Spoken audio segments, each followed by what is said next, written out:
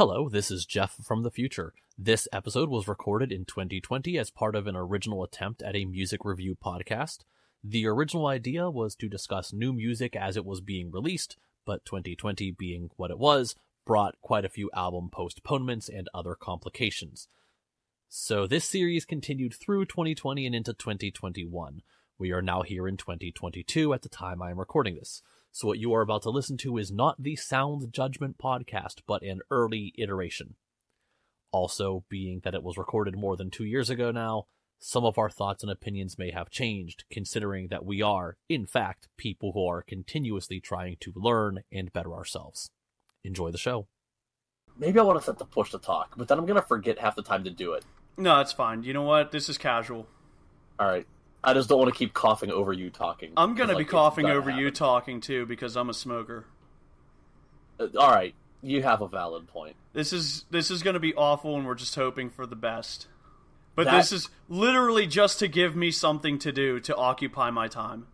I understand completely. That sounds... I just like the, this is going to be awful, and we're just hoping for the best. That literally sounds like my life plan.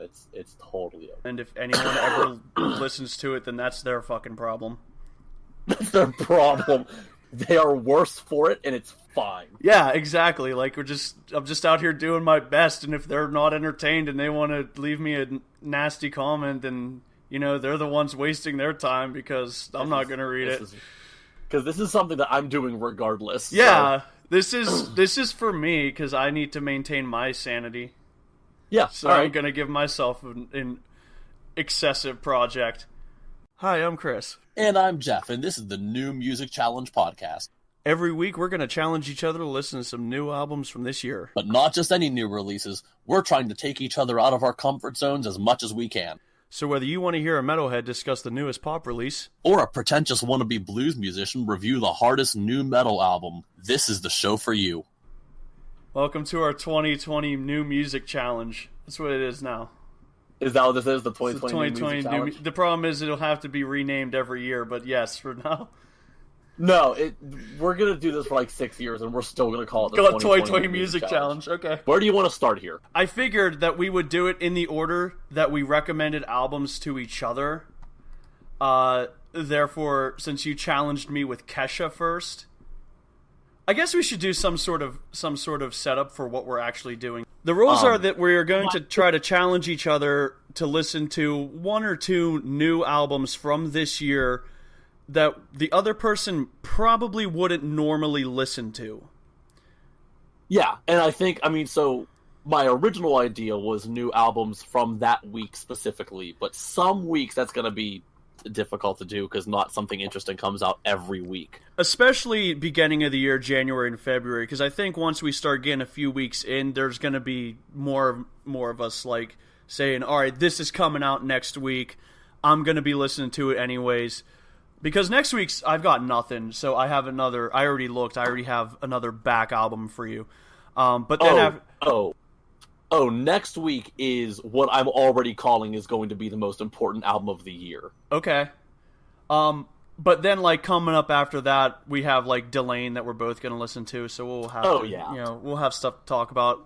And like I said, before we wrap up, we'll probably go through a few other albums that we've listened to that weren't part of our little 2020 New Music Challenge. They weren't part of the challenges. They're just sort of like hey, this also came out, and let's face it, we probably both listened to this. Did you listen to the new Eminem? I did not, actually. So speaking of which, that's on my list. I have not gotten to it, though. Okay. I ducked out on the last few tracks of the new Eminem and the new Revolution Saints, but I'll get to all that at the end. But I think missing the last 2 or 3 tracks on both albums isn't going to change my opinion very much. Yeah, and unless it's going to be one of those cases where, wow, this album is worth it just for this song, which just for the last track. Not the case. Yeah, I'm guessing that's probably not the case. All right, so let's jump in. With me telling you that you have to listen to Kesha's new album, High Road.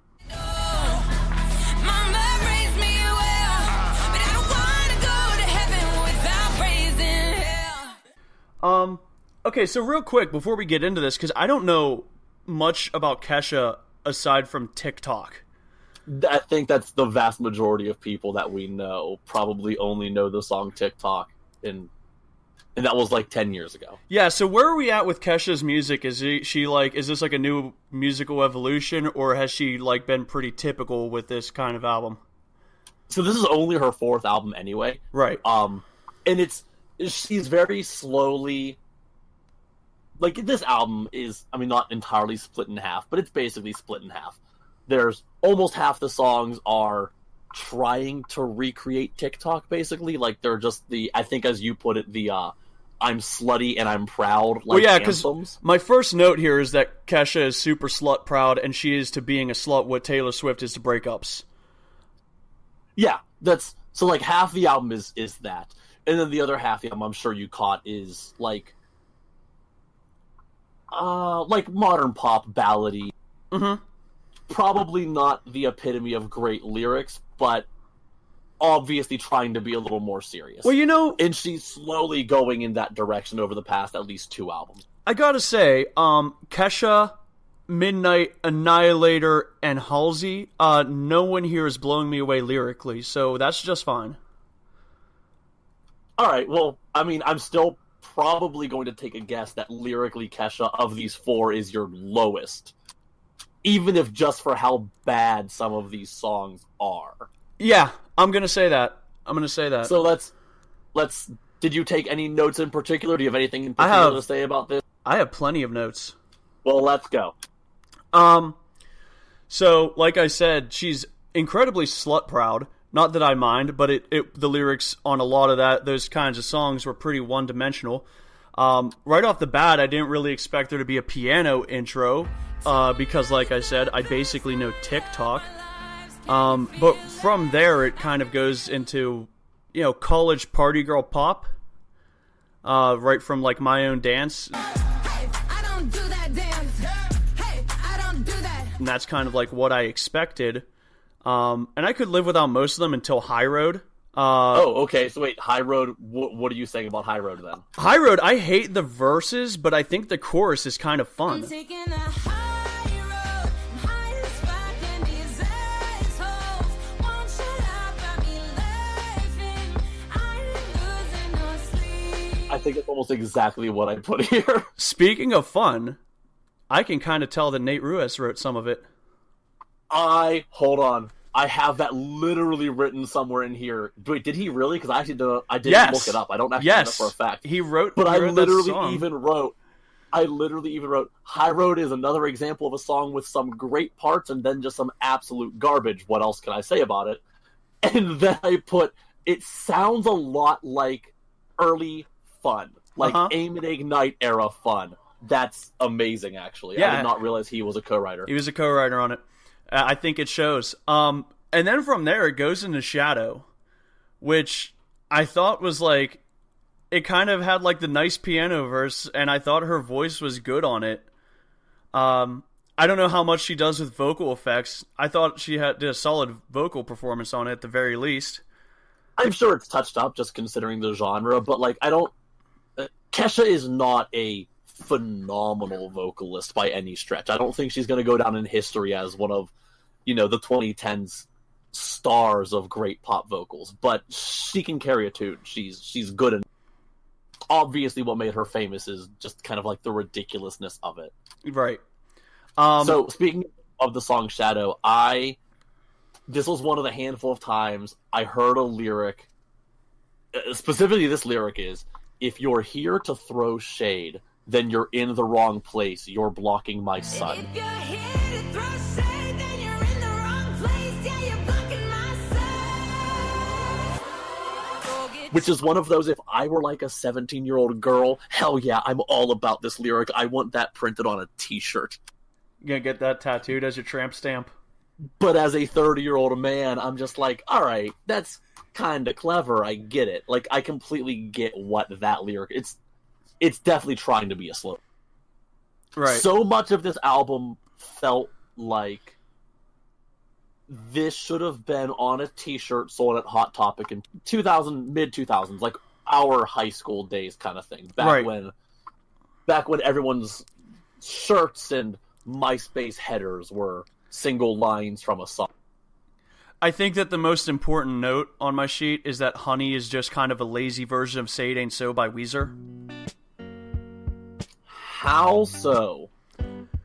I mean, have you listened to the guitar part of Weezer Say It Ain't So lately? I cannot say I have, considering my genuine distaste for Weezer. Alright, don't worry, because I'll put a clip right here.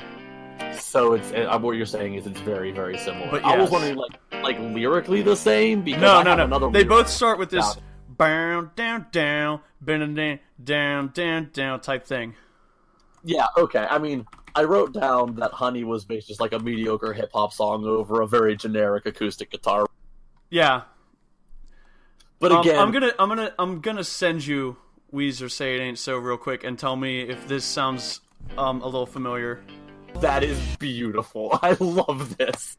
This is just asking for someone to do like one of those really generic mashups on YouTube. I'm actually pretty excited about it.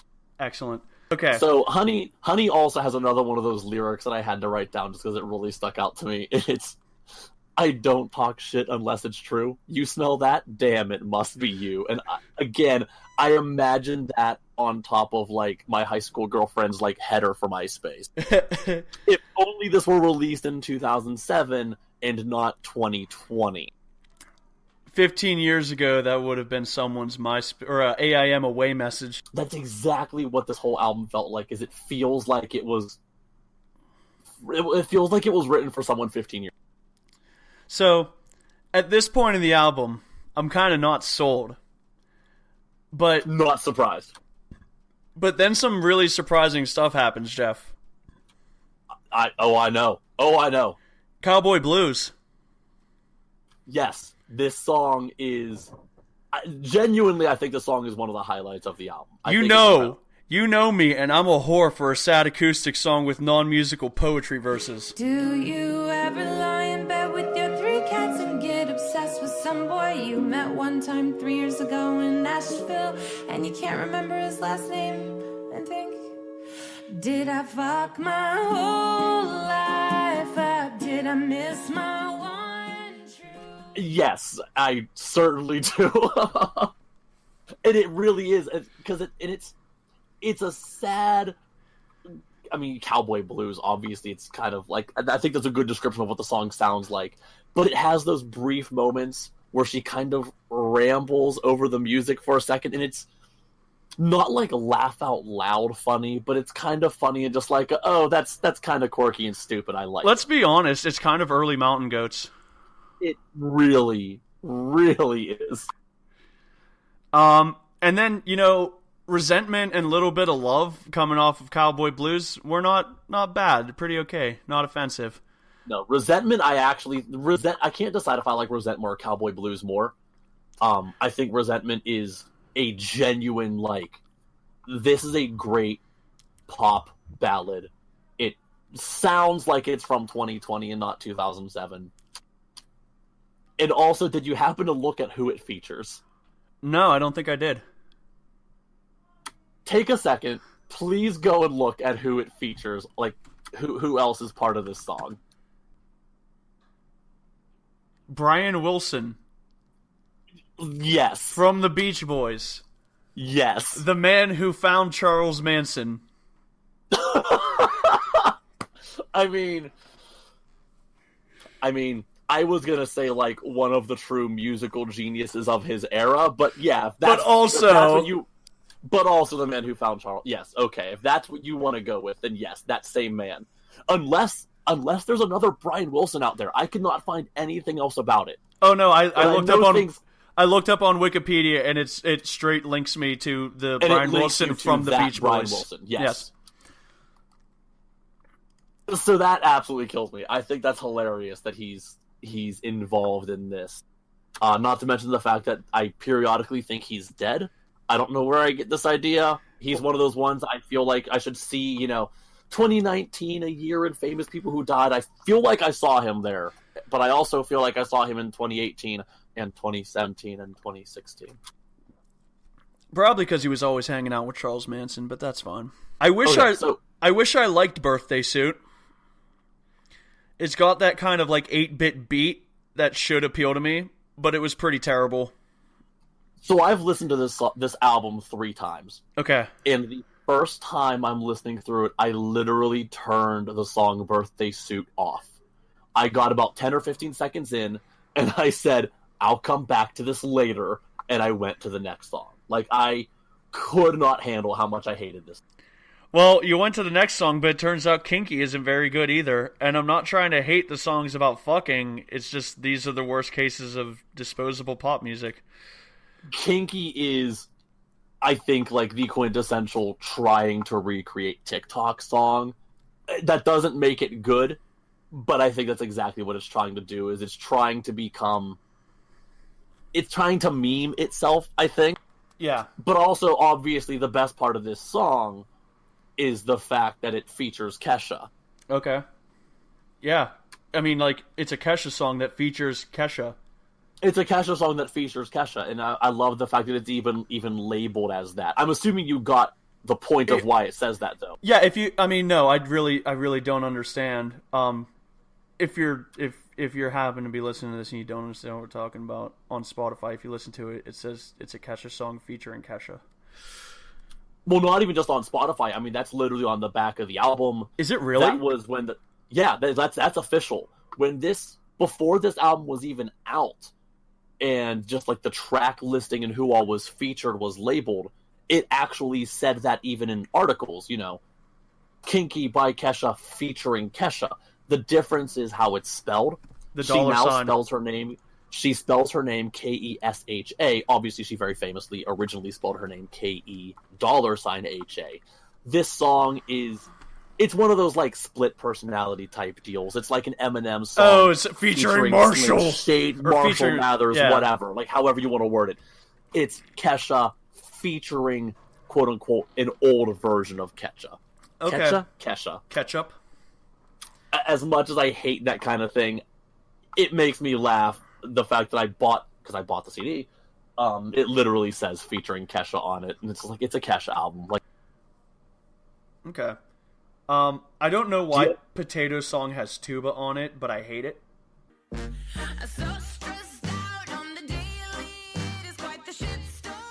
I love Potato Song. Again, I don't think it's good. Like, do not get me wrong, it is not good in almost any way, shape, or form.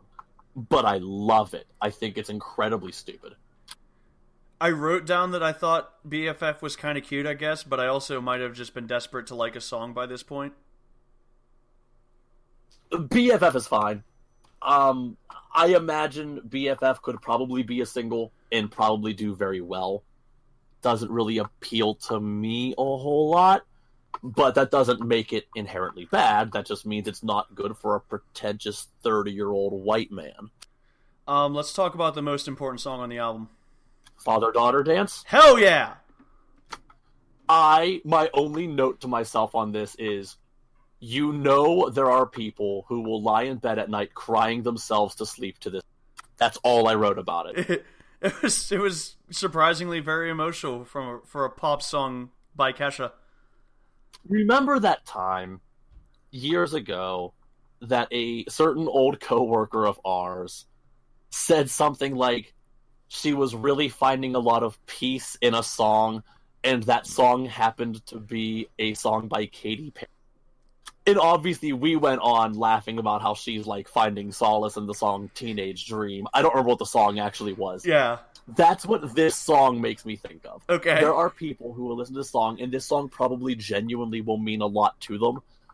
But if not knowing the song, if someone were to just go up to most random people and say, yeah, this song by Kesha really means a lot to me, and all they know of Kesha is TikTok, imagine like what that's going to come off sounding like.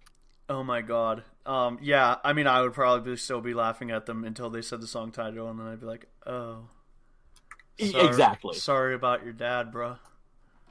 Exactly. This is like a real serious song. This is another one of the perfect examples of, I don't think Kesha's voice is as like big and powerful for the climax of the song as it really could have been.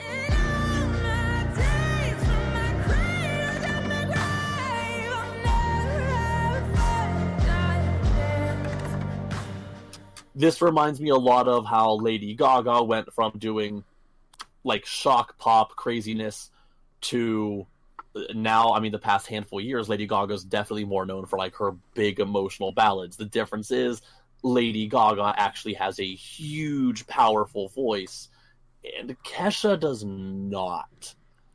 Which I think this song kind of falls a little flat on that. Well, we might have to come back to that because I haven't heard a Lady Gaga song since the first album. You have genuinely missed out on, if nothing else, just the fact that she actually is an impressive musician and a phenomenal singer. Oh, I think she's a great singer. I mean, she did really good with Metallica. I love how much everyone hated that performance. I loved it. It was fine. I just have to say real quick, now that we're talking about Lady Gaga, I just have to throw this out there that every time I think about her now, I'm still incredibly bothered by the fact that in the song Poker Face, she literally says, "Pa pa pa, poker face, pa pa, fuck her face," every time in the chorus, and that was on the radio all across the country, and it amazes me that no one caught it. She did really good. She's doing God's work. But I think it's the funniest thing ever. I do think she has a really good voice because I heard her first album way too many times. And also I heard her doing her jazz thing, which was very good before she's phenomenal. Before she was a pop musician. And I actually have a note later on about Lady Gaga, so we'll come back to that when we're talking about Halsey. We're coming back to Lady Gaga. We are. We're going to bring it back around when we talk about Halsey. But the last two tracks are fine. That includes a Spotify bonus track that probably wasn't on your CD. I listened to it off of Spotify, though, so I got it. But nothing. I have not a whole lot written, honestly, about the last few tracks. They were fine. They were inoffensive. But like after Father-Daughter Dance, the album could have stopped for me. It was a little on the long side, I guess. But they're not making 12-track albums like they used to. Well, no, and I mean, in all fairness, if I could take this album and just cut out the songs that I want, I think it would be like a 4 or 5 track long album. Yeah. Like, it would just be an EP, which is what entirely I expect from Kesha. I go into a Kesha album going, a lot of this is gonna be good. I mean, like, yeah. I have a handful of notes written about some of the earlier songs here that I didn't mention, but just I'm going to wrap up, and then you're welcome to bring the conversation back to the beginning. But the only thing I had to say to wrap up was like I didn't hate this as much as I expected. I'm probably not going to go back to it too much willingly, but if someone wanted to listen to this in the car, I wouldn't be offended. No, like there's no doubt in my mind that you are not going to go out to Target and buy the Target exclusive version of this album or whatever. Yeah, but I threw this at you knowing this is something that you otherwise would have never been caught dead listening to. And when I brought this up to you, it was the day the album was released. So it was what I was listening to for the day. Okay. So, go back and tell me, a little bit more about what you want to say. So really, I don't have a whole lot. I think you kind of summed up a lot of it. I wrote down a couple specific lyrics that just like really stuck out to me. One of which, actually, 2 of the lyrics are from the song My Own Dance. The lyric, "I'm fucking everything." That really spoke to me, let me tell you. That's up there with, that's an important lyric. Thank you, Kesha. You have blessed the world with that. I would put I'm fucking up there, or I'm fucking everything right up there with Twin High Maintenance Machines. Yes, it is absolutely a line that I want this tattooed on my forearm in a very nice like calligraphy script. It's beautiful. In the same song, I also really like the line, "What's a girl to do? What's a girl to do?" The answer seems to be everyone.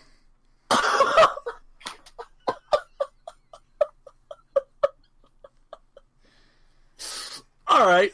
Well said. Well. And then I believe this was in the same song still, the line, "Mama raised me well. I don't want to get to heaven without raising hell." No, in fact, that actually had to have been in the song Raising Hell, wouldn't it? Yeah, that was in Raising Hell, yeah. that's, I think, just going back, that's another example of, like, that is a line that was written for a Hot Topic t-shirt. Oh, yeah. Well, at least she's got her merchandising on point. Oh, absolutely. But yeah, so if I'm looking at this album here, if I were to just to make an EP out of it that's like, oh yeah, I want these songs, I would be completely fine with just Cowboy Blues, Resentment, Little Bit of Love, Father-Daughter Dance, and then I would add Honey and Potato Song, but I don't think they're necessary. I think the album overall is worth giving a shot just for those handful of songs, though. Honestly, I think you can ignore Tonight, My Own Dance. I am taking off the Potato Song and adding just the chorus to High Road. I can accept that. Okay. If you had to give this album a rating, what would you give it? Like 1 out of 10. Out of 10. No, like, halves. No, like, No 4.5. halves. Yeah, no, like, I'm not. Like, just roll down. I'll give it a 4.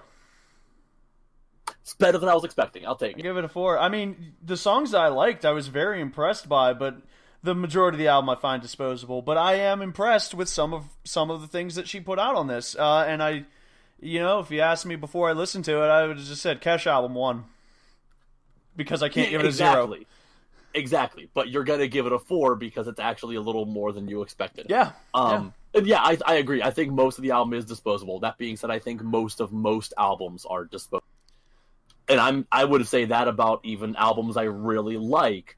There aren't many perfect albums out there. I'm an album guy. You know that. I know you are, and I don't get it. Speaking of albums that I listened to the whole way and enjoyed, let's talk about Midnight.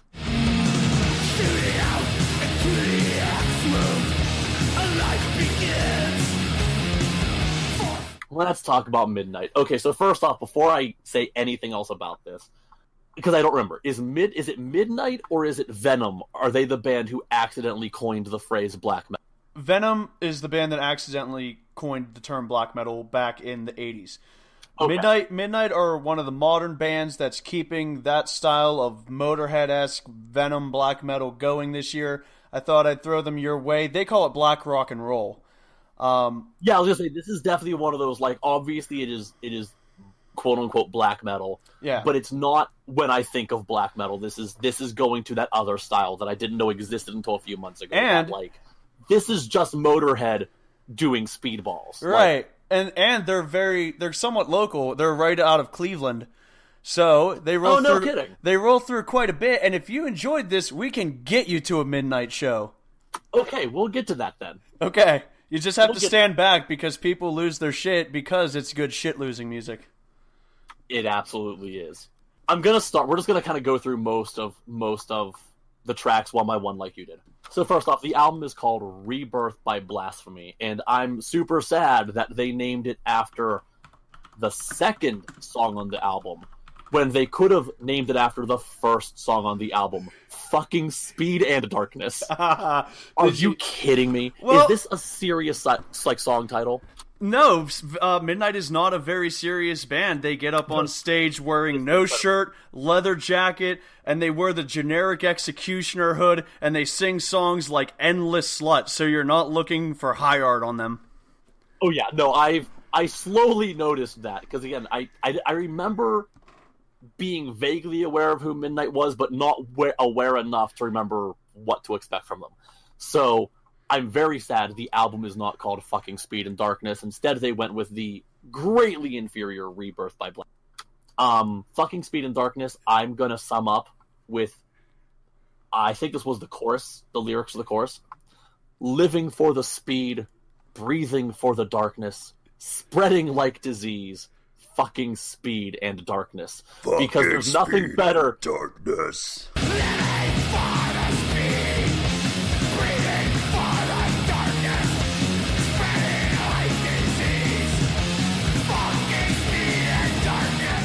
There's nothing better to me than rhyming darkness with darkness.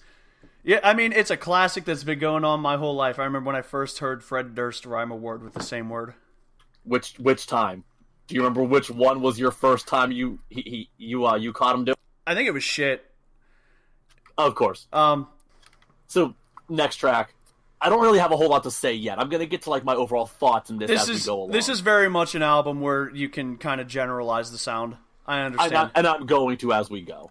The next song, the only note I wrote is the lyric, "Vaginal coffin's grip will sink like lead," Yeah. followed by me saying, "No, you completely lost me here." Oh, That's really? all I wrote about this song. That is that kind of lyric that I hate to use the word cringe, but that is so stupid and tacky. I cannot handle this. Okay. I can appreciate that. They have stuff that's like that. They absolutely do. They are one of those bands. I'm not very much listening to the album. I enjoy the kind of punky Motorhead, early Metallica kind of sound to it. It's very raw. They've really improved their guitar work on this one. Not that I expect you to know a lot of their early stuff. I do not. But speaking of which, actually, so I was wrong. I actually did write more about this song. I just Okay. had it written here wrong. Starting at 207, I wrote, "I love this guitar solo. It's like 10 seconds long. It isn't crazy, but it does. It has that like super old school sounding vibe. Yeah. Breaks out with some fun little double stop notes, and it ends with like some kind of mindless wheedly sounds. The guitar tone is like really hollow sounding. It reminds me a lot of the solo from Forever My Queen by Pentagram, Yeah. which is what for not on so many technical levels, it's not a good solo, but I love it. But it does I what love the sound of it. song requires. It fits the song better than being a technical piece, because you don't want them to go into some Dream Theater bullshit in the middle Exactly. of their speed black metal. It's not going to go well with the attitude of the album.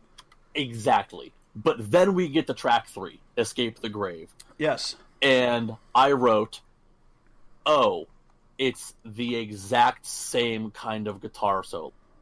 Oh, okay. If I remember correctly, it even fits, like, melodically and harmonically. He kind of even does the exact same thing, and he opens with the same little kind of riff. It really was just cookie cutter. You could copy and paste these two solos from each other and put it in, like, it's fine.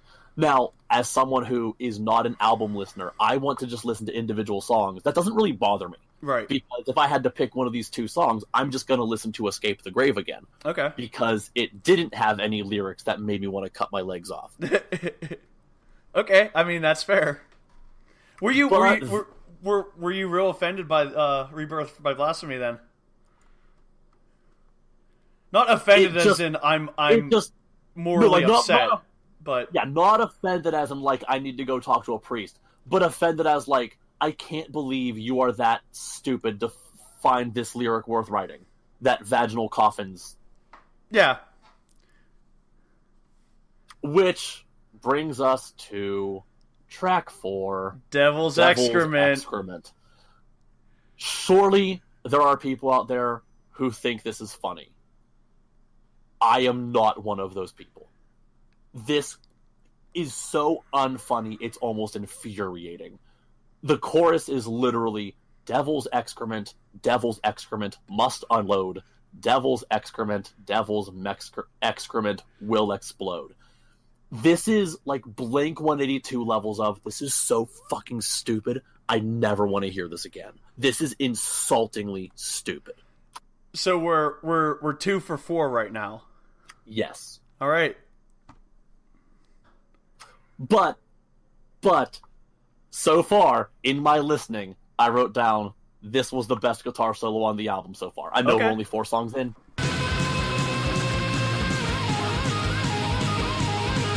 So then we got Rising Scum. How did you feel about Rising Scum? Because this one was a little bit different.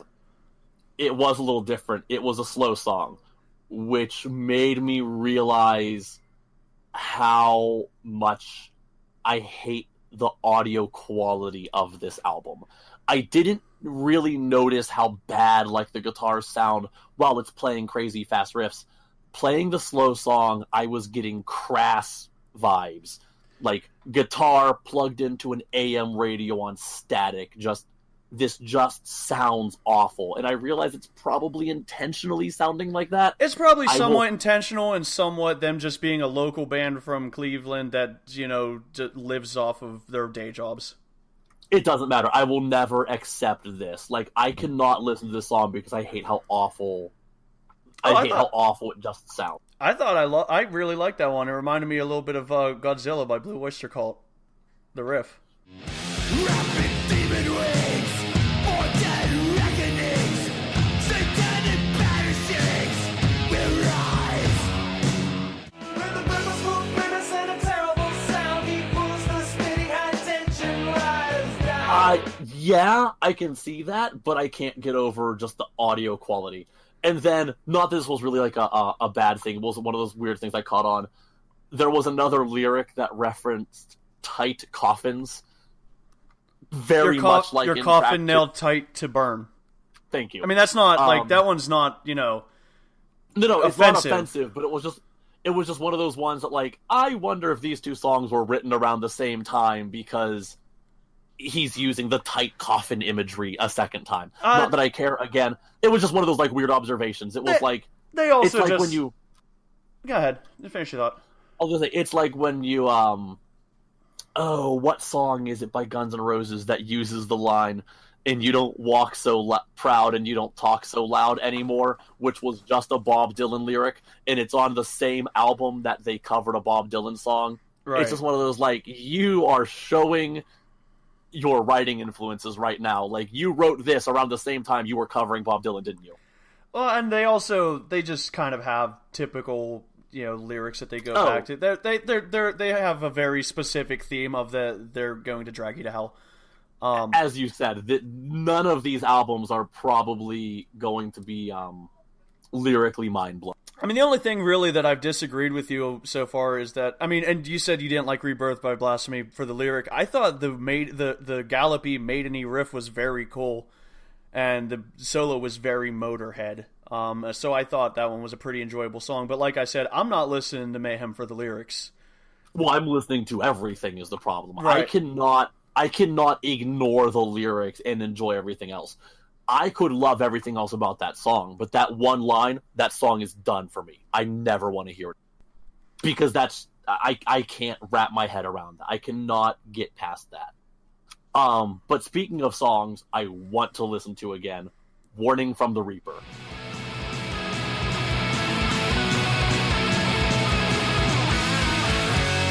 Of your destiny, seal your own fate.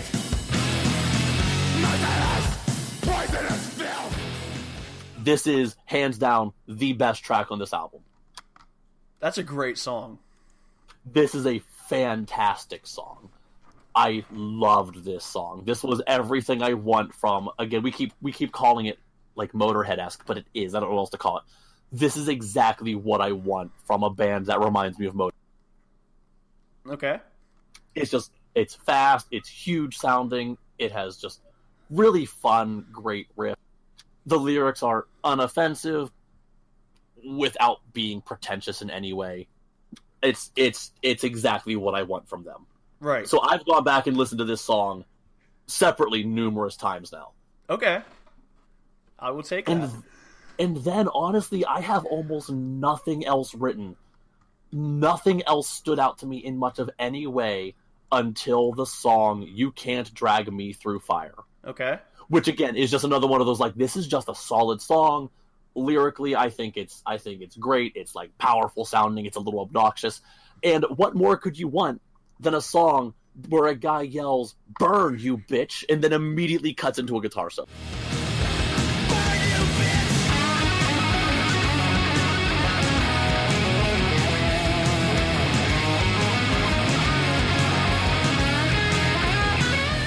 Like, how could you not love this? It's so fucking cool. I literally laughed out loud the first time it happened, and I love it. So those two songs are probably the only two songs on this album I will routinely go back to and listen to, but I will definitely be going back and listening to those two. Okay. Would you be interested in other Mayhem albums or Mayhem Midnight albums? This is not Mayhem. Not Mayhem. Would you be interested in listening to other Mayhem or God damn it, midnight albums or like checking them out live?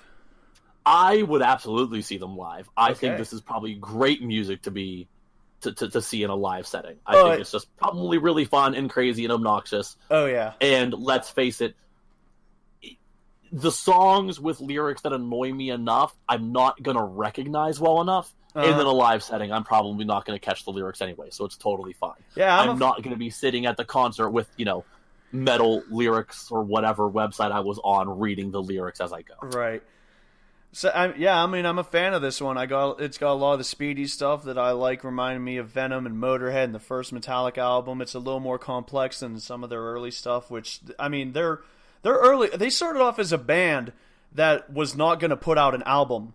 They would so I don't know if you know, in the underground metal scene, split albums are still like really popular. Like split Really? singles. Yeah.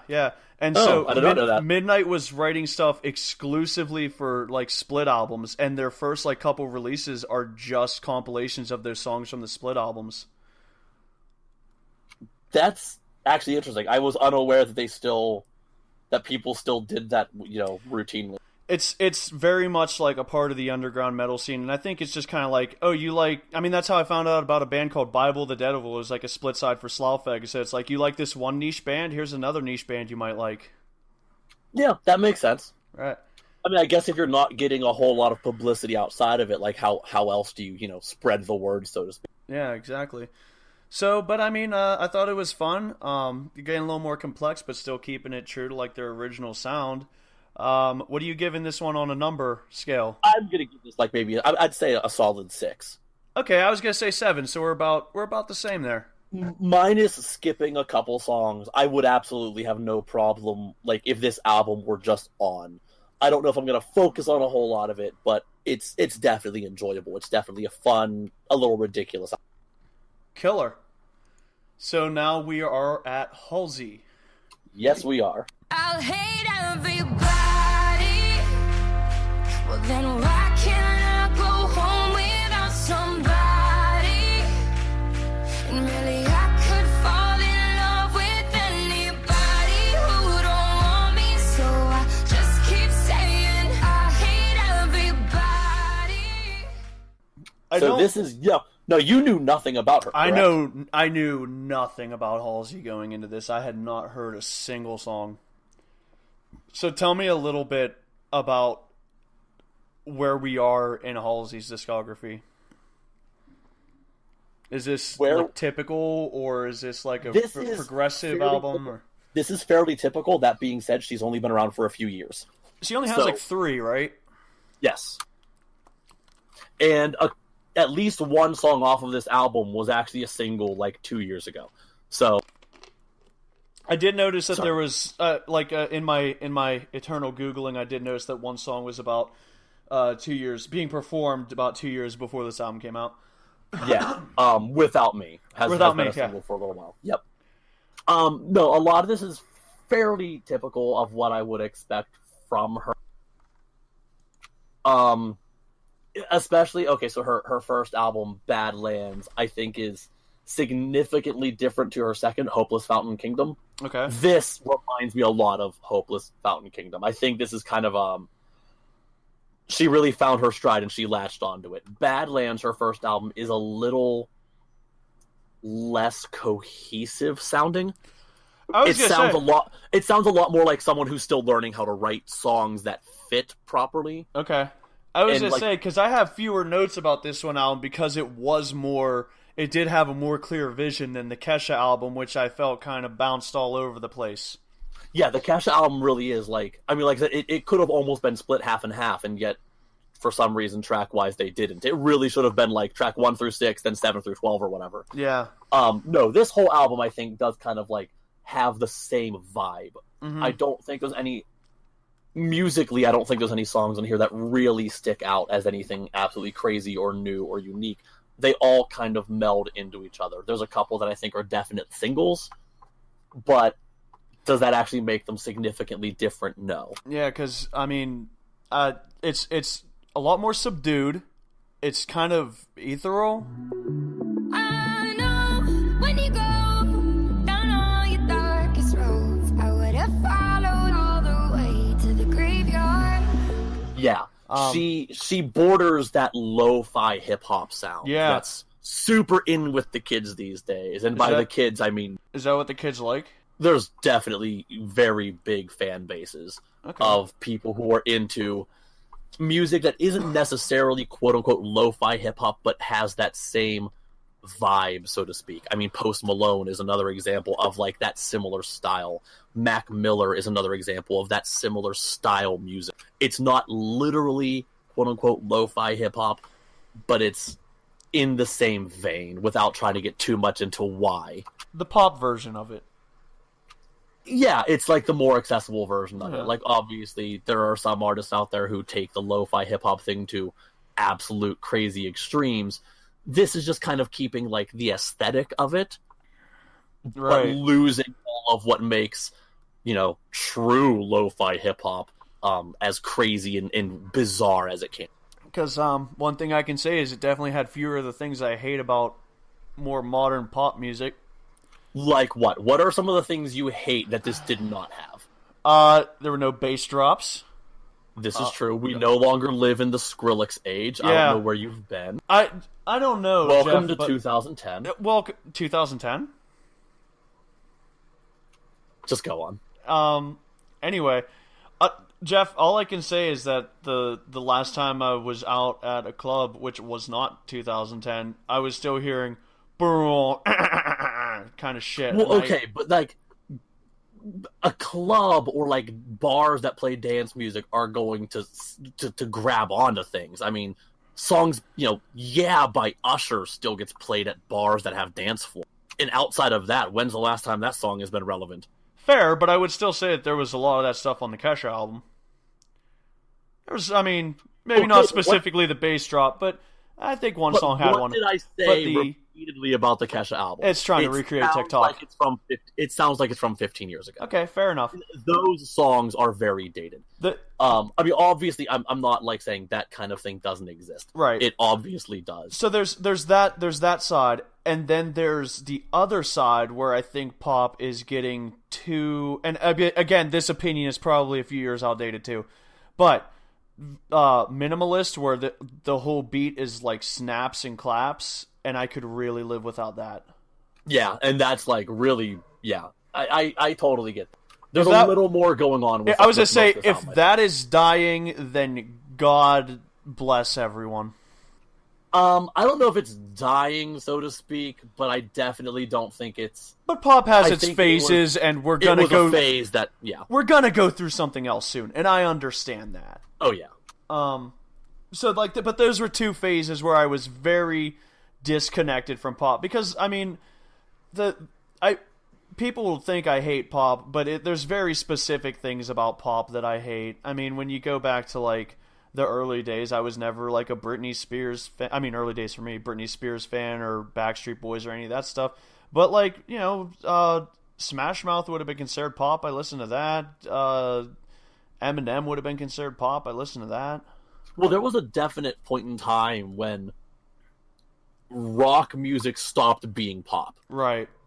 And I want to say it was in 2006 was the last time a like rock song was in the top 10. I watched some music review YouTuber talk about not too long ago, and I forget what the year was. But I mean, there definitely is like a cutoff point where like, oh yeah, like Semisonic was pop, but it was pop rock. Right. Even stuff like... That's not Billboard anymore. Even really. Stuff like Fun, though, you got me really into, and I like that I like their one album. I don't really care for Aim and Ignite very much, but Some Nights is fun.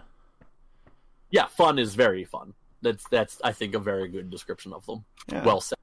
Yeah, you know, I see what you're doing there, but just calling me out on that. You're welcome. But unfortunately, because it is more consistent, I don't have quite as much to say about this album. It's maybe not as catchy as the Kesha album, and it doesn't do quite as much shit all over the place like the 8-Bit and the Awful Tuba song, but it's also more consistent, and I kind of appreciate that as, you know, a form of art over than Kesha, who sounds like she's throwing a bunch of shit at the wall and seeing what sticks. I think that's absolutely what Kesha does, and and I'm all here for it. But no, I mean, I actually, of the 4 albums, I took the fewest notes on this one. Okay. There's nothing that really stood out to me like, oh my god, I hated this. I admit I also was definitely biased. I think Halsey is probably the best thing to happen in pop music in the past maybe 10 years.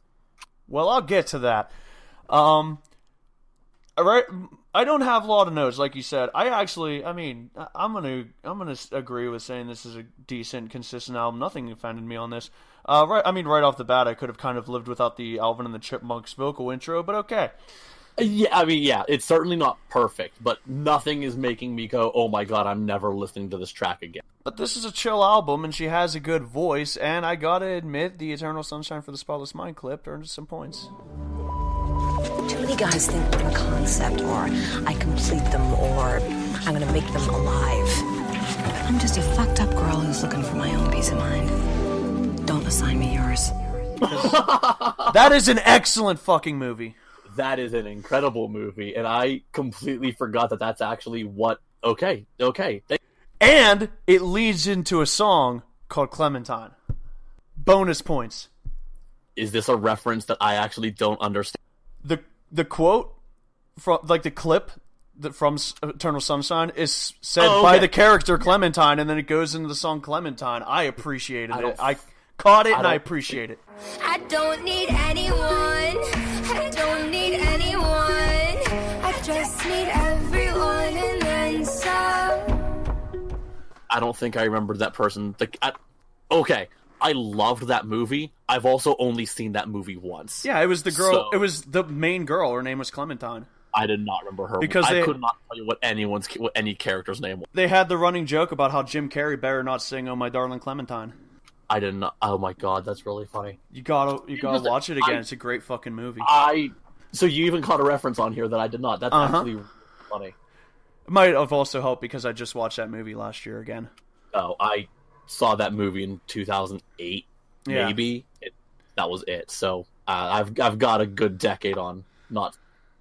But I mean, the album, I didn't have a lot to say about it. I liked it. I really like the guitar pit on "You Should Be Sad." It's simple but effective.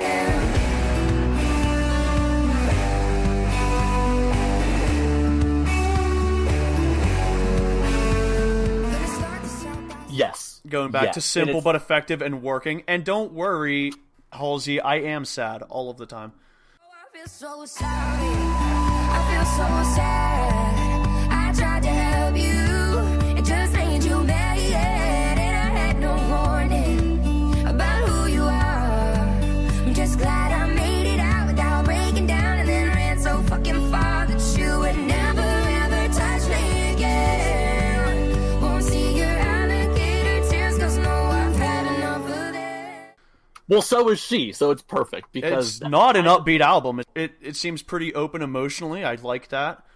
yeah. So I mean, in short, like I said, I don't know if all her stuff is like this or if this is specifically a deep album. this is definitely the Halsey vibe. She is a very obviously kind of like a fucked up person. I would not say she has had the happiest life as far as people go. Okay. So yeah, like that is.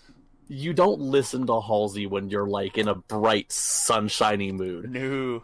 But because one of my notes is, going back to Lady Gaga, I don't know if this is like her where pop makes money, but she'd rather be doing something else like indie. Like I know it's jazz with Lady Gaga, but I kind of get the vibe that like it would not be out of nowhere if this girl just put out like a weird acoustic indie album. Oh, dancing in my living room, and up come my fist, and I say I'm only playing, but the truth is this. I could absolutely see that. Now, in all fairness, I think this is just kind of what she's into. My assumption is that like she just happens to also be really into this kind of music. Not so much on this album, but she's featured other artists who have similar sounds as well on previous albums. I don't know if you caught, speaking of features though, the one, it's not really it's literally just called Alanis' Interlude. I was getting to the interludes. Good. We need to talk about Because these, I was going to that's- say I could live without the other two interludes, but I like the Alanis Morissette one. 'Cause he and she is her, and her and he are love, and I have never felt the difference. Are you aware that Alanis Morissette is releasing a new album? Oh, is she? Yes, she is. In 2020?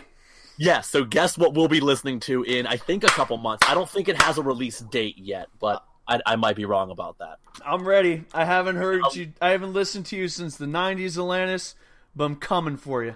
That's because she basically disappeared. So seeing her come back, I have no idea what to expect, but I'm excited to see her name again. Yes. But yeah, I mean, Because you ought to know. I hate the fact that you just did this. Well, you know what, Jeff? You're uninvited. Why are you like this? Because Nicolas Cage was in a movie with that song. Oh, okay. Yeah, okay. Thanks for another reference that I'm not going to catch. City of Angels. Wasn't that the same movie that Iris by Goo Goo Dolls was from? Maybe. That's actually a really good question. The name is, like, really ringing a bell, because I almost feel like that was the name of the movie that I had the soundtrack for, just for the Goo Goo Dolls Yes, song. City of Angels, and then Uninvited by Alanis Morissette. We're both on City of Angels, which is a Nicolas Cage movie. I guarantee, owning that album as a kid, I only ever listened to Iris, and I never listened to anything else. So I probably have never heard of this before. Oh yeah, it's like a soundtrack only Alanis Morissette song, and then there's like a Jimi Hendrix version of Red House, and it's great. Sarah McLachlan's on it. Oh, Peter okay, Gabriel. I'm gonna pass on this album now that you mentioned. I was thinking like, oh, maybe I should go back and listen to this, but You too. there's a lot of things. There's a lot of things I'd rather do than listen to Sarah McLachlan and Peter Gabriel. Well, what about Jimi Hendrix and U2? Well, if it's Jimi Hendrix playing Red House, do you want to know how many recordings of that I have? Probably 20. What about U2? If God Will Send His Angels? I don't know if that's a song elsewhere, but for a casual fan of U2, I have enough U2 music. I will be completely content if I never hear a new U2 song, because I already probably have like 20 some that I really enjoy, and that's totally... Anyways, I could live without the other two interludes, but the Alanis Morissette one is fine. I completely agree. As a non-album listener, as someone who just wants to listen to individual songs, interludes don't bother me because I have no problem just ignoring the fact that they exist. Right. But listening to this album is just why interludes are stupid. I don't know what the point. Yeah, I mean, it's one thing if you're doing like a concept album, and I know it's always been a popular thing to throw the skits on rap albums. I'm not huge on like interludes or anything like that, unless it's something that's just like somehow you had an idea that was mind blowing, but only for about a minute. In which case, I say you put it at the end of the album, and that way it's just like a bonus thing. Is there any other thoughts you have on it? I mean, honestly, like I have not anything really in particular to say. Okay. I don't want to point out individual songs. I don't really think I need to point out individual lyrics.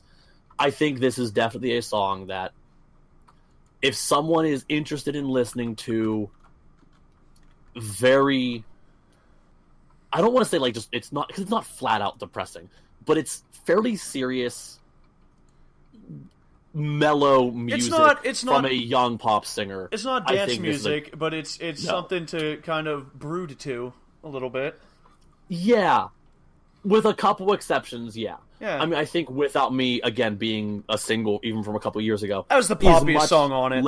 Yeah, it's the poppiest song on it. It is, like, you listen to it and go, oh, this is absolutely a single, and yeah, it really was. It's been a huge hit for a couple years. Never get lonely, thinking you could live without me, thinking you could live without me. Maybe I'm the one who put you up there. I don't know why. Okay. But I mean, I like most of the music.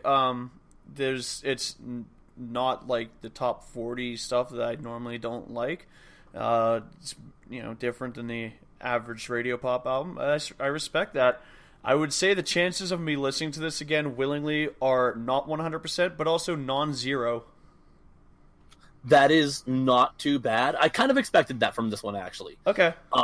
You giving any positive takes on Kesha is kind of surprising. Uh-huh. Again, I kind of knew there were a couple songs that you'd probably be like, okay, never mind, I actually like this. I kind of recommended this to you thinking like, you know what, if nothing else, he's going to like the vibe of this album. This is a 5 or 6, depending on my mood. I can get that. All right. All right. So we got one more to talk about, and it's Annihilator. Oh, yeah, we do. Wow, I totally forgot that we didn't even do this yet. Well, I'm not the same as anyone you ever knew. Absolutely no idea what to do to you. Ballistic, sadistic, beyond belief. Try me, defy me, I'm on to the teeth.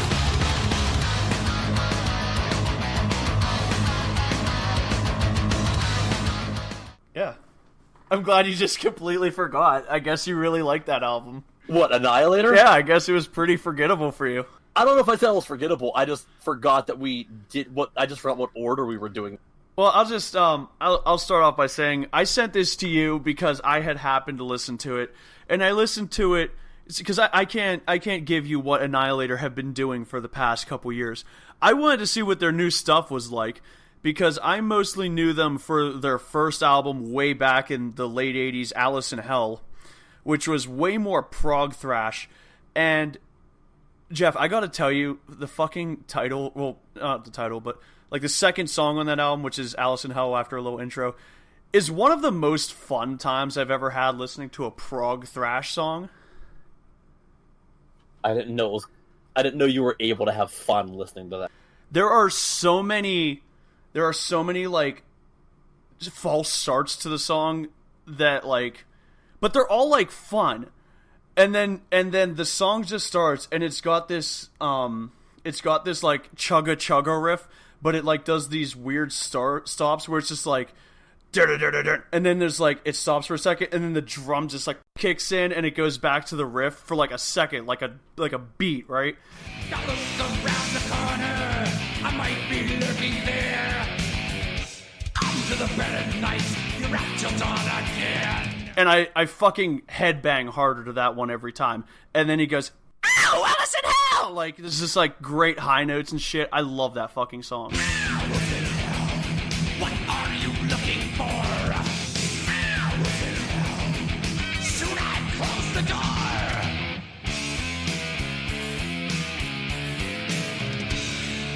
Sitting in the corner, you want me to Ow. Did I Ow. peek the mic? Yes. You're welcome. And you hurt my ear because I'm wearing headphones only over one ear. Oh, I'm sorry. It's all good. But- Anyway, so Annihilator. And then I also know Set the World on Fire, which is kind of a bad album, but it's one of those weird, quirky 90 albums that showed up where they did like funky, weird hair metal that nobody liked, but I was like, this is goofy. dream away. Don't wait for the night. Don't wait for the night to come. 'Cause any old time at all sounds good to me. Dream away. Everything's alright. Everything's alright tonight. I hope it sounds good to you. Sounds good to me. Sounds good to me. Then you'll rise right before my eyes on wings that fill the sky like a phoenix rising, like a phoenix rising. It's like, this is fine. Yeah. I'm amused by this. Okay, so I think you answered my first question, actually, which is, have I ever listened to Annihilator before? And I'm thinking probably not. Probably not. Okay, so this, I'm not saying this as an insult. This is super stereotypical thrash metal. Yeah, I mean, and they come from that period of Metallica, Anthrax, Megadeth, Slayer, Testament, that kind of period. They're one of the ones where they're a little bit. They had a moment with Alice in Hell, but I think that moment came a little bit too late. We were a little bit too close to going into the 90s, and then by the time, they had any traction, there was studio interference, and they were like, you got to make these albums poppier, and then next thing you know, they're putting out Snake in the Grass, which is like a hair metal ballad with a funk chorus that doesn't make any sense, but it's stupid and fun. Well, I'm taking all the shit that I will take from you, and I've only just begun to see the light. You're just a big disgrace. Turn around and get out of my face. You've got no fucking class. Reptile, you're a snake in the grass. All the times we had together, were they real or just a fantasy? Okay, because I didn't want to look them up to prove myself right or wrong. I was wondering if this was something you've made me listen to before or not. Again, because it's like super stereotypical sounding, I'm thinking like I may have heard other material from them, and it just all sounds similar enough that I wasn't noticing. They are very good. When we're done talking about the music, but before we get off Discord, I'll send you a few Annihilator songs. Okay, that works for me. Okay. They're very good at playing, I don't know how else to say this, but quote-unquote, that riff. Yeah. When I say that, I mean like that super cliche heavy metal, that like the low open strings, and then like they kind of play like a few notes in between. You go back to the low open strings, play a few notes in between.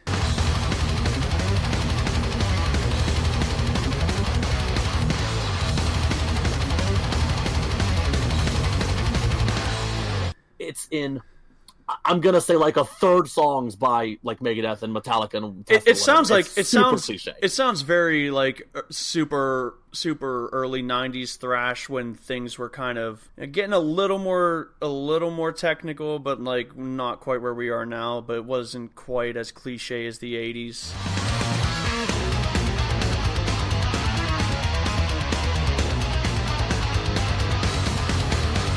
I would say. Okay. So, going through at least a couple of these songs here, it starts off with a song called "Armed to the Teeth." Yeah. Which, despite being super cliche, is really, really fun. It is. Like, if for anyone who has even the slightest interest in thrash metal, like if you enjoy the couple Metallica songs you've heard on your local alternative rock radio station, you will probably like some of these songs. It's nothing crazy. It's nothing special. It's not. Yeah. I mean. But it's not really gonna blow your mind. But God, is it fun? Yeah, like what I have. I mean, I'll tell you my notes, and then you can just kind of go. Okay. I'll get it out because it's not a lot. Because I think this is a fun thrash album. It sounds like something like Anthrax could have written in the early '90s, like around the time when they were putting out like Sound of Perseverance or whatever. So I'm editing this, and I noticed that I said that Anthrax put out the album The Sound of Perseverance, which is not true. That's a Death album. And the Anthrax album that I was thinking of was The Persistence of Time.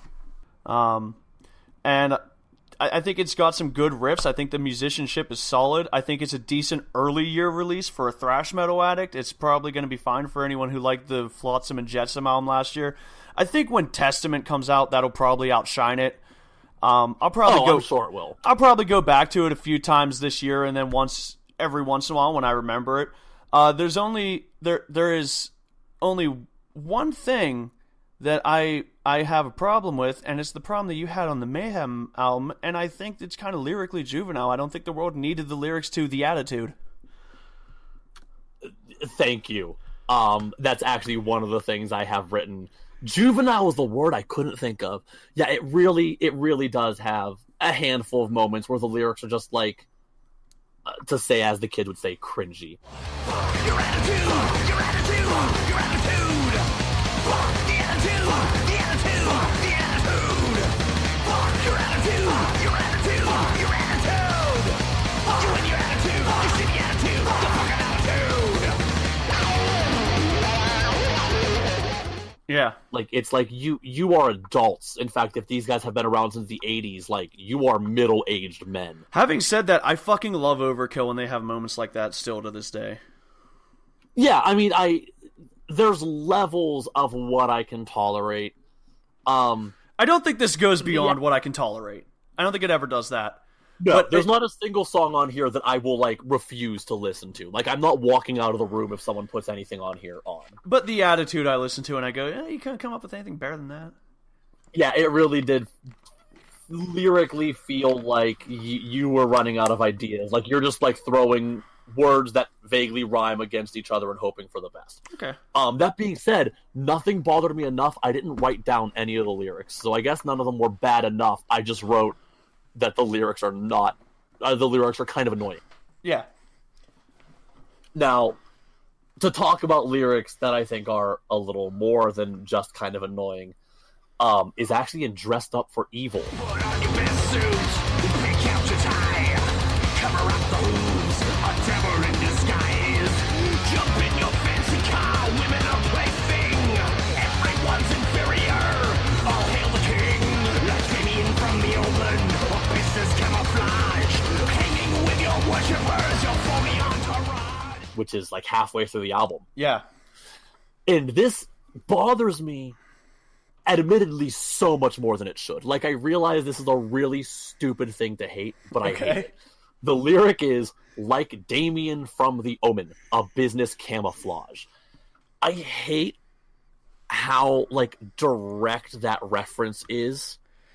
It's reminds me- so direct that it's telling you what movie it's from rather than just being like Damien and hoping that you get that's from The Omen. Yes. It literally reminds me of, again, like, I love Sting, do not get me wrong, but God knows for every masterpiece the man has written, he also wrote Don't Stand So Close to Me, which has the lyrics, he sees her, he starts to shake and cough, just like that old man in that book by Nabokov. Is that really the best he could come up with? He couldn't come up with some better way of alluding to the pedophile character? No. Just like the old man in that book by Nabokov. Like, I'm hearing that in, like, some old man's voice, trying to remember the name of the book. Right. Lolita, for the record. Yeah. So that lyric just drives me nuts. I hate it. It's trying so hard. It's so forced to cite something, allude to it. It's too direct. It should be an illusion. Yes. Like, there's levels of making references. You know, on one hand you have Sting forgetting the name of the book, and then on the other end of the spectrum you have the Beatles. It wasn't that long ago I found out the line is a self-impression of his wife which she ate and donated to the National Trust. That is a lyric that means absolutely nothing, except it doesn't. If you put way too much time researching it, the National Trust, if I remember correctly, was there was a part of the organization that basically cleaned the streets, and at the time there were people literally shitting in the streets. So, like, it's such a roundabout way of saying, like, I don't know, I guess you could say, like, maybe she hated this or whatever, but either way, that was a really roundabout way of saying she took a shit in the street. Excellent. It's one of those, like, we are using the Billy Corgan method of naming songs, where it's like, oh, well, the song is about this, which made me think of this lamp, and the lamp was tan, and so is mayonnaise, so I named the song Mayonnaise, or whatever he said. Like, it's so many steps removed from what it's referencing. This is not a fine line. This is a four-lane highway between too specific and too vague. I don't understand how they managed to cross it. Yeah, the chorus is She Knows, and it reminded me of a nose, and you know it has a big nose, a rhinoceros, so the song is called Rhinoceros. Is that what the actual quote was? I don't know if that's the actual quote, but that's an actual reasoning that Billy Corgan named a song Rhinoceros, because the chorus is She Knows, She Knows, She Knows. Because I know that, like, that's what he did for a while, was so many of his songs were, like, 4 or 5 steps removed from the topic. It's like, oh, the song is about this, which made me think of this, which made me think of this, which made me think of insert name of song. Uh-huh. Whatever. So that lyric just really frustrates me because it's incredibly stupid. They absolutely could have... They could have just said, like... I don't know how they would have phrased it to make it fit the rhythm, but yeah, instead of saying like Damien from The Omen, it literally could have just been like Damien, a business camouflage, Right. or however you want to phrase it. Like, it's so frustrating. Otherwise, I really enjoyed a lot of this album. It is fun. It is, again, super cliche thrash metal. And then we got to track 9, Lip Service.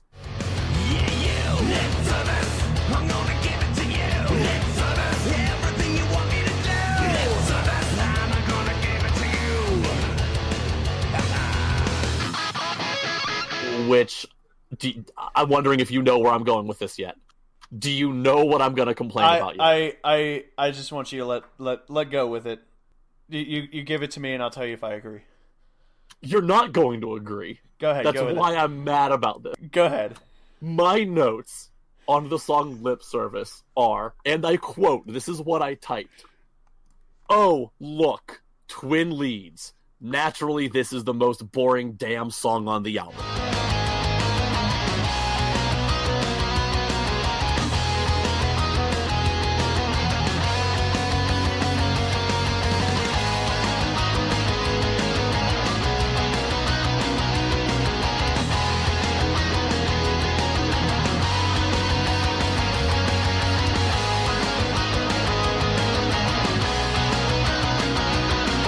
You're such a sack of shit.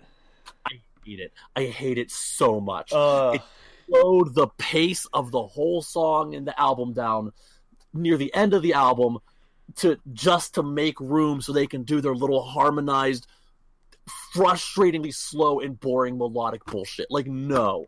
Do not cut this off. Let this be the crazy shred fest it was asking to be. But they didn't. They ruined it. It is 1975, and this song was written by Thin Lizzy, and I hate it. Oh, don't you fucking call out Thin Lizzy on this fucking show. I'm gonna call out Thin Lizzy on this show. Okay, I'm gonna give you this. I don't think this one worked as well as some of them do. I don't think that they belong necessarily in the middle of a thrash song. I think that they work better in like a classic rock style song, something more mid-paced. But like Thin Lizzy. But it's not a complaint for me. It didn't bother me. I mean, I know it's not a complaint for you. I prefer it when Slaufeg does it over Annihilator. But I can get that. That's kind of my thing. Is I think it belongs in classic rock and old school heavy metal, and I mean Metallica made it work a couple times, but just shut the fuck up. Master of Puppets is a good song. Eat shit. Master of Puppets is not a good song. Eat shit.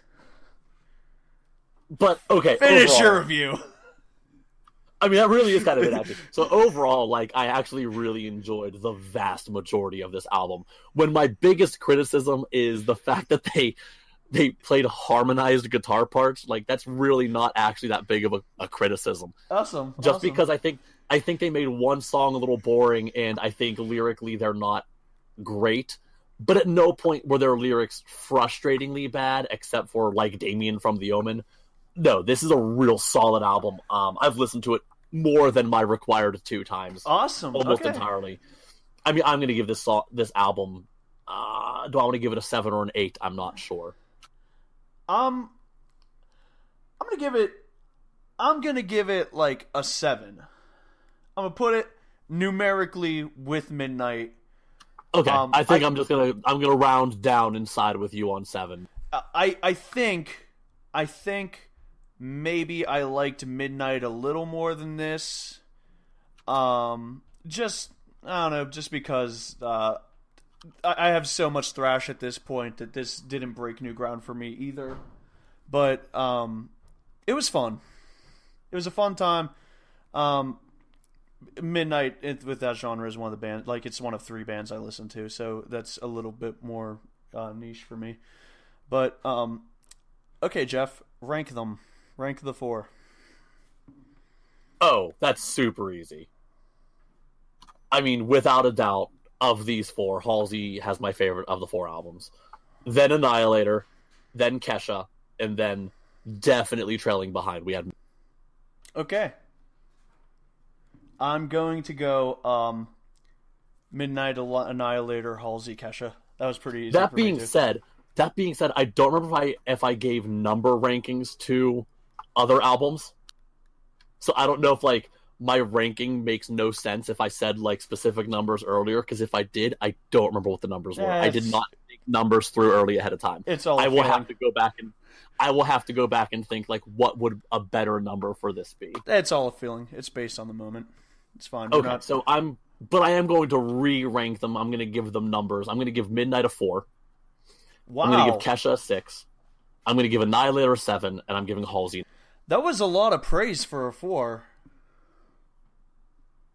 What, for Midnight? Yeah, because you like. It seemed like most of the songs, or at least were ambivalent towards them. There were only 2 songs you were really like, I hated this, and there were a couple songs you really like enjoyed. I didn't expect it to be quite that low. I'm not going to go back and listen to it with any frequency. That being said, again, like I will still absolutely go see this live. Okay. But then again, I think there's artists that I'd probably rank a 2 that I will go see live. I'm not going to give anything a 1 or a 0, most likely, unless it is just like, what in the actual fuck am I listening to? Yeah. I mean, okay. Like, I would give Burzum a solid 0. There's no redeeming qualities to that. That's fair. I'm trying not to do zeros. Zeros is just like this made my life worse for listening to it. 0 is I will leave the room if someone puts this on. Okay. 0 is like if I'm out with people and they put this on, like no, I'm leaving. I'm jumping out of the car. To listen. I don't know if I'd go quite that far, but like you get the point. Right. So again, because I'm also limiting myself to 1 through 10, 0 through 10, I guess rather. Like there's only so much space. I guess maybe I'd give Midnight a 5, something like that. It's in that general realm. Right. I will put it below Kesha, and I will put Kesha below Annihilator, and I will put Annihilator below Hall. That's fair. But I on a don't scale think from 1 to 10, I'm not giving very many 10s, if ever. So. Yeah. I mean, I agree with that. I mean, personally, there's probably less space between these 4 albums than I expected, personally. So, because, I mean, I really dug Annihilator and Midnight, and I liked Halsey a lot more than I expected, and half of a Kesha album was fine. Yeah, alright, I'll take it. That's valid. Okay. So, what else have you been listening to in 2020? Do a quick wrap-up here. So, a lot of things, some of which we'll probably get to at other times. Do you want me to mention those now or no? Kick them out there a little bit, and just, if it's not so... I mean, because... We've both listened to, for the most part, Revolution Saints. Revolution Saints. We both listened to. I don't think that we need to challenge each other to listen to it since we already have. So, I mean, it was a fun kind of like hair metal meets arena rock album. Back to where we belong. Now we are what we're fighting for. We waited so long to know the price we pay. Listen to what we say. Hear those words that we Revolution Saints, I think, is a perfect example of a supergroup done right, because I know we've both agreed that most supergroups, they are less than the sum of their parts. Yeah. You take all these amazing musicians from whatever it is they're previously from, and you put them together, and it almost feels like they're trying so hard to be, like, quote-unquote, that version of themselves, that everything they play sounds super, super generically them, which makes for very boring music. Revolution Saints is Dean Castronova, I believe is how he says his last name. He played drums and did backing vocals for Journey for quite a while. Doug Aldrich played guitar for Dio and for Whitesnake, and he's just sort of a generic, like, 80s style hard rock guitar player. He's been around for a while. He's been on so many albums of so many different artists. And then it's the bass player from Night Ranger, of all people. It makes as generically fun arena rock, hair metal-esque as you're gonna get. That makes a lot of sense. I can hear Journey and Whitesnake in this. Very much so, because those are the biggest influences. Yeah. I mean, so the drummer is the singer in Revolution Saints. I don't know if I said that or if you caught that. He sings and drums at the same time. Yes, which I'm not a fan of looking at. I think it looks kind of stupid, but because these guys are also basically like a studio band, they don't really tour a whole lot. In fact, I don't know if they've ever done an actual full tour. It's fine. I don't really need to look. But I think they're phenomenal. I think the guy has an amazing voice.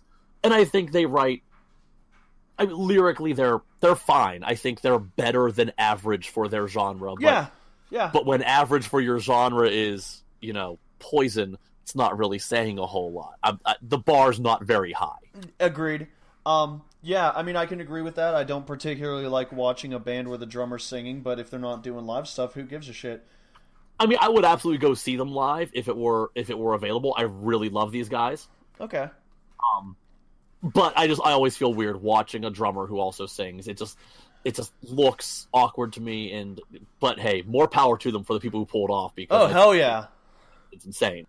But I mean, I think these guys are a phenomenal band.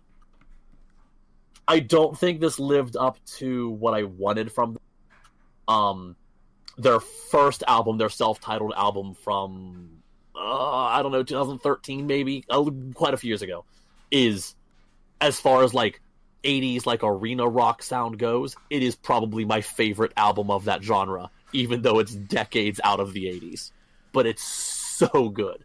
I'll have to check that out because I didn't look into any of their other stuff. I can agree. You should. They're really great. This was not a mind-blowing album, but it was fun. It was an entertaining album. It was solid for its genre. I'm not giving this album of the year by any stretch, but like I've listened to it quite a few times now, and I really enjoy most of it. There's a couple songs that I tend to skip. I think like Million Miles I tend to skip. Yeah. Closer I tend to not care about. I was gonna say I thought this album was a little long. Yes. I thought it could have dealt with a few cuts. I would definitely, like, if I were to just like make my own version of this, I'd probably cut like 4 songs off of it. But that's fine. Yeah. It is what. Otherwise, I have also been listening to another supergroup, Sons of Apollo. Are you aware of who they are? Not really. So it is Mike Portnoy on drums. So like we're already setting the bar pretty high here. Yeah. Billy Sheehan on bass. Again, we're setting the bar real high.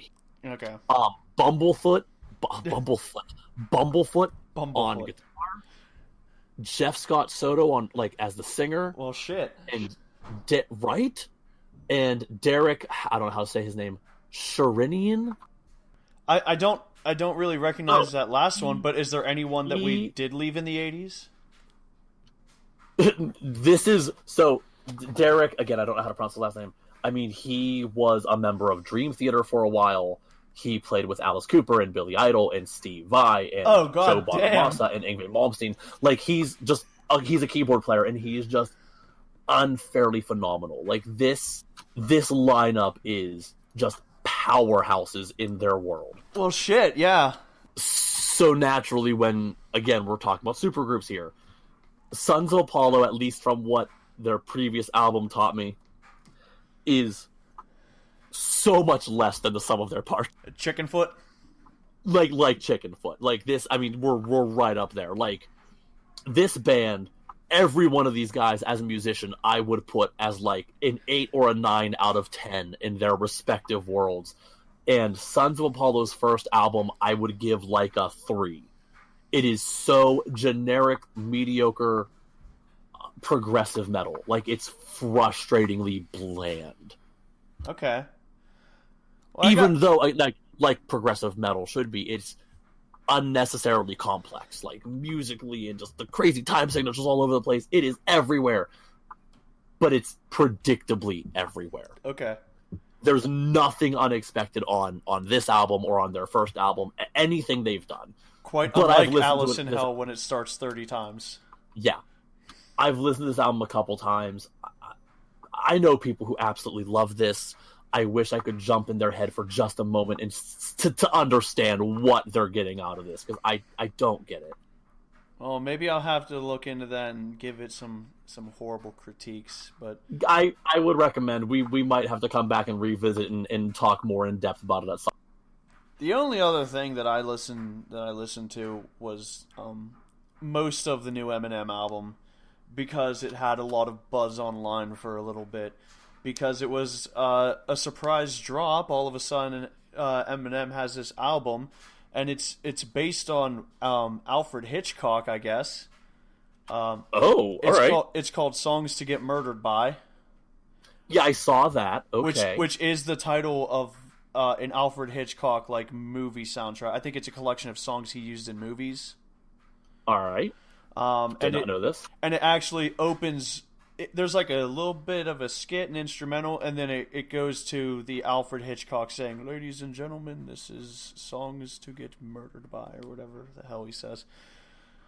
However, Alfred Hitchcock talks. Yeah, I gotcha. But I guess the whole album's theme, for the most part, is murder. Can you believe it? I'm so surprised. I know. I mean, that's new ground for Eminem. He's never done that before.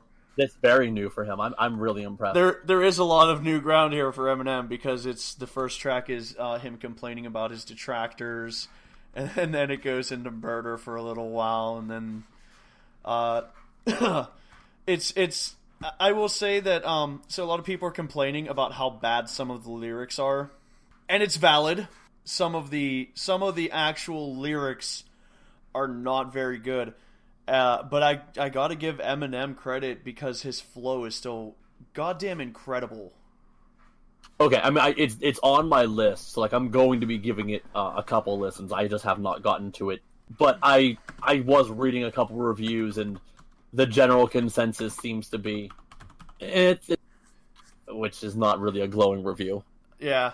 I mean, yeah. I wish I could remember what the one that everyone was talking about was, because I even heard it. Oh, like a liar's pants, I'm on fire. 1 point like my index is, so all you will ever get is some motherfucking finger, prostate exam. How can I have all these fans that perspire like a liar's pants? I'm on fire, and I got no plans to retire, and I'm still the man you admire. These chicks are spazzing out, I only get more handsome and flyer. I got them passing out like what you do when you hand someone flyers. And what goes around comes around. Oh, that hurts. Yeah. Oh, yeah. That hurts to listen to. Saying... I don't ever want to hear you say that. Like a liar's pants, I'm on fire. I'm gonna sign off here. No, don't go yet. We have to sign off. But it's there's some really bad lyrics, but Eminem still has incredible flow. I don't really like some of the guests, but some of the other ones are okay, because he's still doing that thing where he's like featuring a lot of artists. I saw that. In fact, I'm really happy that I did see that he has another song featuring Skylar Grey, which makes me happy. Yeah, I think like after he kind of like ran his course like up until like Recovery, he started doing a lot of like, I think he's always had some guest vocalists, but he started having a lot of them. I think that's just kind of, I mean, maybe I'm wrong. I think that's just like fairly popular in the genre as well, though. Like, yeah. Being featured on songs is just much more prominent in some genres than others. Right. It doesn't bother me. He didn't really do it on his early albums, but I guess that makes sense. But also when you're also not relevant and no one's like who wants to be featured on your album when you're nobody. Well, I mean, but even when he was at the height, like I guess Encore and stuff didn't really have that many guests. All I know is I'm seeing Ed Sheeran is featured on one of these albums, or one of these songs, and I'm not sure how I feel about that either. And Juice WRLD. I don't know who that is. Be respectful of the dead, Jeff. He's the guy. He's the guy who died last December. Oh, okay. Sorry, he overdosed. Okay, I think I did not know this. I think he overdosed. If you're wrong, it'll be okay. Several unknown pills. Yeah, I apologize. I don't know who that is. I recognize Skylar Grey, and that's awesome to see her back. And I see Ed Sheeran, and it's unfortunate to see him back. It's very unfortunate to see him back. God, Ed Sheeran, I'm sorry, man. I bet you're a really great dude. I just hate your music. You're probably very nice, but go away. That's exactly how I feel. Yeah. That and the fact that I just try and find the song Galway Girl, not the Ed Sheeran one, but that's the one that keeps showing up, and it pisses me off because it's not what I'm looking for. That's super fair. That's kind of all I've listened to, is, those two are my extra credit this week because I had to watch the new BoJack Horseman season. Priorities. I gotta say, though, Jeff, the new BoJack Horseman was to satisfying endings what Game of Thrones was to disappointing endings. Oh. That is kind of a glowing review, that is. Yeah. Oh, I liked it. I really liked Wait, it. so you're telling me you didn't listen to the new Apocalyptica album? Not How yet, could you? because some things you got to save for next week. Spoiler alert, Chris. It's not impressive. It's not impressive. Oh well, there's a shock. But you know what is a shock? What? Apocalyptica is featured on the new Sabaton single. Oh, all right then. Interesting. Have I forced Sabaton down your throat yet? Yes, I'm very well aware of who they. You dig them? They are fine. Okay. I don't I know. don't have super strong feelings either. I don't actually know. I don't know if we're getting a new Sabaton album and it's gonna feature Apocalyptica. Hell, maybe it was on the Apocalyptica album, but it's credited as a Sabaton song featuring Apocalyptica. I don't know if they're working on new stuff or if it's old Or if it's just a random single. Who knows? I don't know what the hell's going on with it, but it showed up as a new song on my Spotify. All right, interesting. I mean, what else showed up as new on Spotify, even though I don't think this was re-released or anything, I was really excited to see that Blind Faith's live performance in Hyde Park in 1969 just got on Spotify. So Really? when I was supposed to be listening to new music, I was listening to a recording from 1969. But hey, that's fine. It is one of my favorite recordings of all time. I just don't know if it was re-released or if it just happened to get onto Spotify. I don't know. There's plenty yeah, there's it's on plenty Spotify. of stuff coming around right now that's just like we're getting the re-releases, we're getting the reissues, we're getting the new live albums and all the stuff that we're not going to be really talking about. There's a new Heathen reissue that is unfortunately not a new Heathen album. It's just their last album remix, so it's not unbearable to listen to anymore. I looked up that Dio stuff. It looks like 4 of Dio's least loved albums are getting reissued with live tracks and bonus tracks. Oh, good. So just what literally nobody asked for. I'm asking for it. Fuck off. All right, whatever. Look, just because something's not someone's best album doesn't mean it's not a good album. Okay, good point. Good point. I mean, and the other thing is they were released in the 90s when metal wasn't the thing. Okay, good point. So, I mean, plus, it looks like Master of the Moon is kind of getting shafted because it looks like they're getting, like, a bonus disc with 6 songs. But some of the other ones look like they're getting, like, complete live albums as bonus discs. Okay, that's kind of cool then, actually. Yeah. Anything else new come out that you've decided to check out? One album, but it's your challenge for next week, so we'll talk Oh, about okay, that. then We'll talk about that get when we're to that not then. recording. Okay, well, I'm just going to let you know I'm not going to make you listen to Selena Gomez's new album, although that did come out recently. I really appreciate it. Is there anything on it that you think might interest me? Was there a track on it that you were like, Chris might dig this? Or should I Genuinely not really. Okay. This I think is going to be much more in the realm of like, yep, this is modern pop music and So you're not going to like it. I can dip out on Selena Gomez then. Yeah, I'm enjoying it for what it is. It's fine. I'm not a Selena Gomez fan Right. by any stretch, but it's a fine. It's like I say, I have 8 hours a day where 8 to 10 depending on if I'm working overtime, where I'm just sitting there listening to my phone. So maybe if the mood sets upon me, I will torture myself with some Selena Gomez. But first, I'll have to turn off the thing that lets other people see what I'm listening to. Oh, come on, no, rock that, let that show. According to Spotify, you were listening to On the Siege.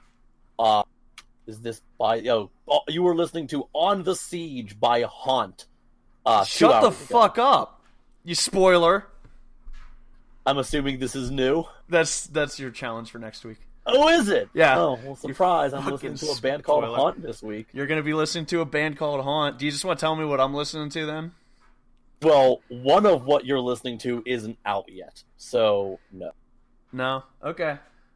Because it comes out on Friday. Okay, that's exciting. I can't wait to see what nightmare will be fooled.